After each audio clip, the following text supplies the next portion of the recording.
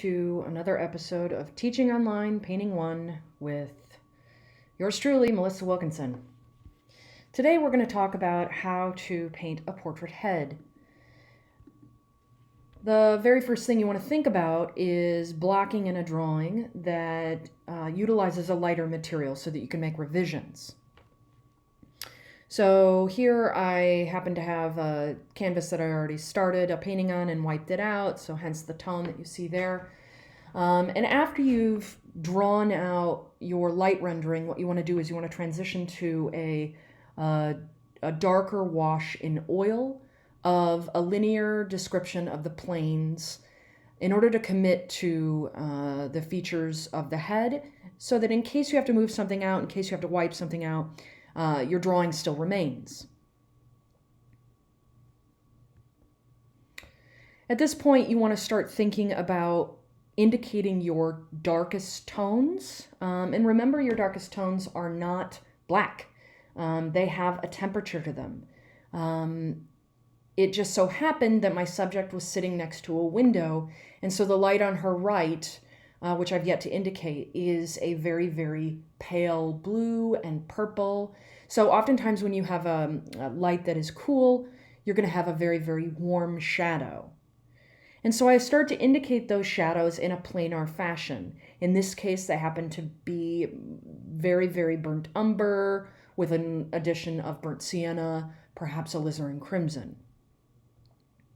So as I block in those darks, I want to notice that there is a range of darks and I want to differentiate from one to the next. Hence the hair and how the hair situates itself back behind the planes of the turn of the face.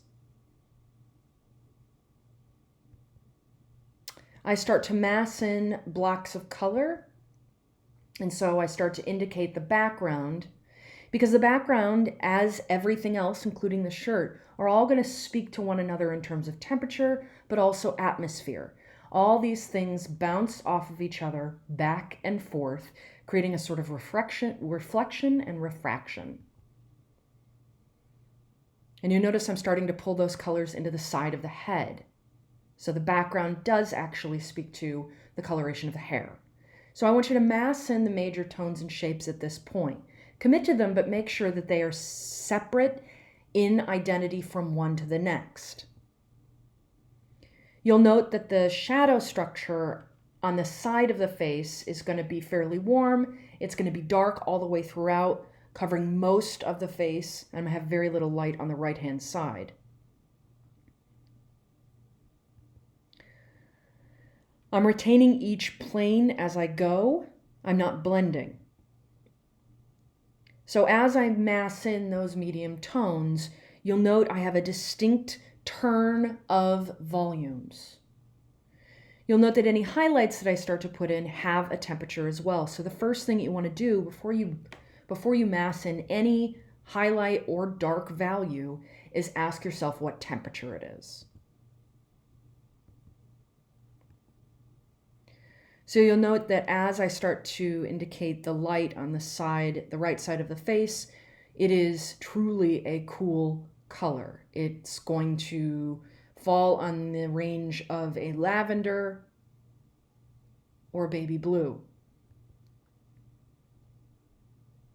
All the while, I retain the local color of my subject in the lightest and medium tones. I then start to mass in my light values. I indicate those broadly. You'll notice that she is wearing a gray shirt. You'll also notice that I'm not painting white or gray as simply black and white. It is a temperature. So for these colors, I used burnt umber and ultramarine blue. And then over to the right, it becomes a lavender. So the lightest value of that gray is a lavender tone.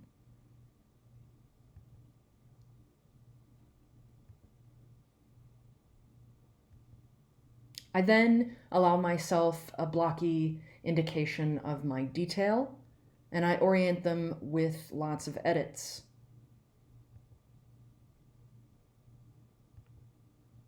Then at this point, since I've covered the entirety of the whole, I start to indicate all of the subtle nuances. So I might allow myself to put the detail of the lavender in the glasses or the highlights along the mouth. I'll identify the components of the hair on top of the understructure that I've already indicated as a dark value. And you notice I'm not painting individual hairs, I'm painting the masses.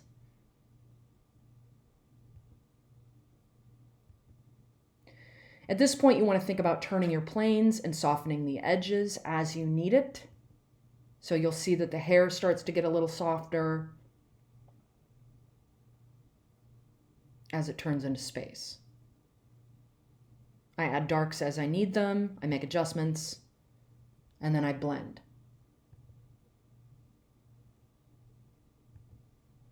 And so here's the finished painting. So cool light, warm shadow. If I'm using incandescents, I might have a warm light and oftentimes a cool shadow. So be on the lookout for that. So some tips. You want to set your subject in dramatic light. Make sure they're at the very least near a window or a direct light source like a lamp. You want to be able to see all of the range of values. The second word of advice is to premix the colors as you see them. If you premix, you will be much more brave in terms of segregating your planes. Set them out distinctly as separate values on your palette. So a dark version of your cool and a light version of your cool. You want to avoid white until the very end. There's very little true bright white in nature, as is there very little true dark black. So remember that those lights have temperature. They're both sometimes cool and sometimes warm. You want to also never place a black in the flesh tones unless you're painting a corpse. If you want your flesh to look dead, add black. So I don't generally put it on my palette until the very end. And remember, shadows are made of color. They are not black. Grays are always chromatic, meaning they are colored.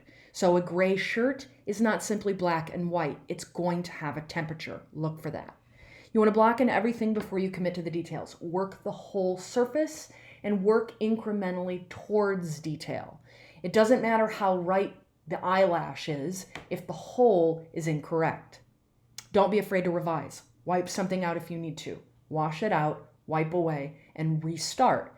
You did that understructure drawing in that light wash, and it will remain there even if you wipe out the added paint.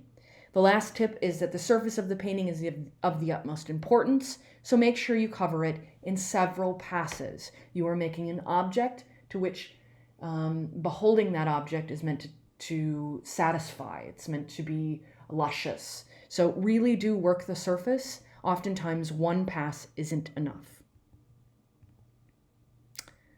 Thank you so very much, and happy painting.